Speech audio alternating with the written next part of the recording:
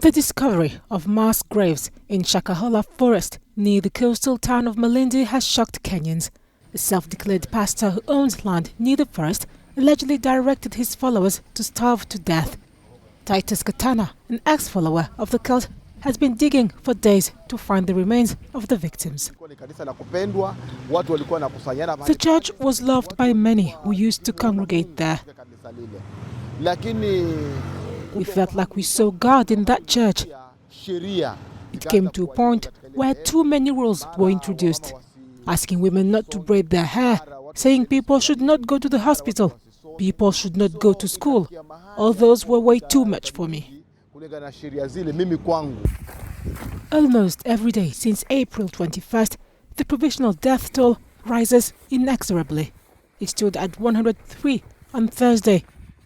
Katana has been going to the forest every day to assist the search teams.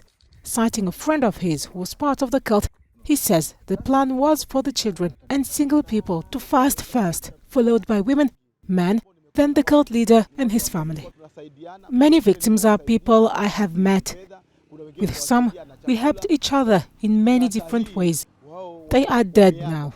Despite the fact that we were not related by blood and the fact that I have helped them in many ways, I feel the pain.